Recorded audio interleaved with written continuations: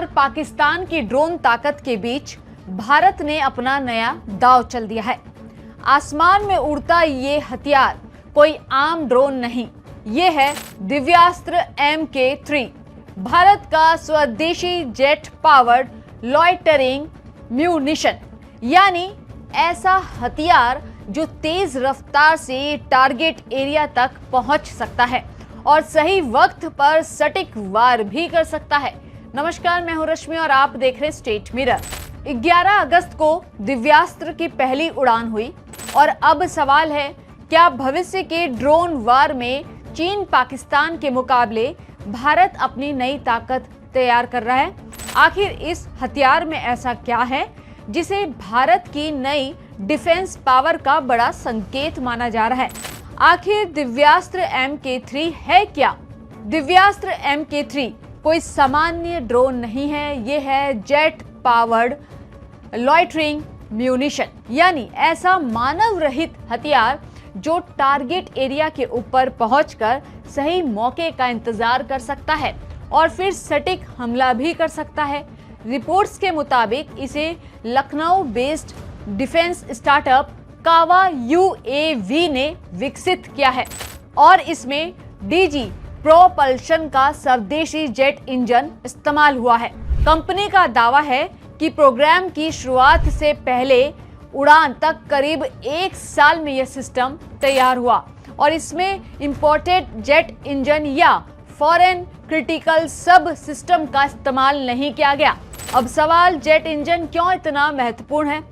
देखिए, पारंपरिक छोटे UAVs में अक्सर प्रोपेलर बेस्ड प्रोपल्सन देखने को मिलता है, लेकिन दिव्यास्त्र MK3 में जेट प्रोपल्सन का इस्तेमाल किया गया है और इसका सीधा फायदा है तेज गति और बेहतर परफॉर्मेंस पोटेंशियल, यानी ऐसे सिस्टम को बैटलफील्ड में ज्यादा तेजी से टारगेट एरिया तक पहुंचाने की क्षमता मिल सकती है।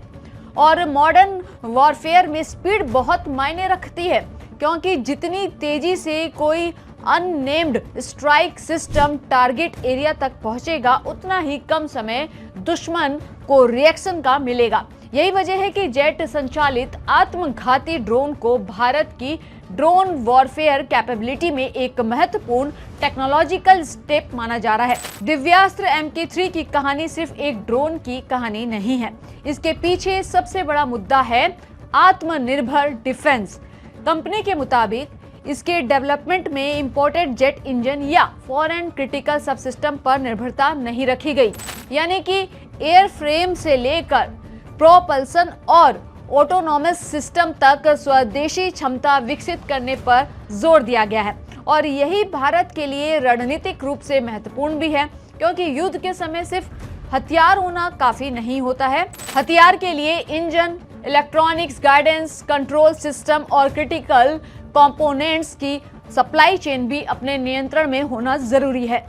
क्या दिव्यास्त्र MK3 चीन पाकिस्तान के लिए खतरा है? अब आते हैं सबसे बड़े सवाल पर, क्या इससे चीन और पाकिस्तान की चिंता बढ़ सकती है? संभावना जरूर है, लेकिन अभी इसे ऑपरेशनल वेपन्स बताना जल्दबाजी होगी। जानकारी के मुताबिक इसके पहली उड़ान का परीक्षण से जुड़ी है। इसके आगे कई परीक्षण, वैलिडेशन और मिलिट्री एवोल्यूशन जरूरी हो सकते हैं, लेकिन अगर इस तरह की सिस्टम्स टेक्नोलॉजी बड़े पैमाने पर विकसित और डिप्लॉय होती है तो बैटलफील्ड में इसका इस्तेमाल महत्वपूर्ण हो सकता है, खासकर ऐसे टारगेट्स के खिलाफ जहां मानव युक्त विमान भेजना ज्यादा जोखिम भरा हो। यानी फ्यूचर की लड़ाई में एक तरफ फाइटर जेट्स और मिसाइल्स होंगे, तो दूसरी तरफ बड़ी संख्या में स्मार्ट अननेम्ड और प्रिसीजन स्ट्राइक सिस्टम भी बैटलफील्ड का हिस्सा बन सकते हैं।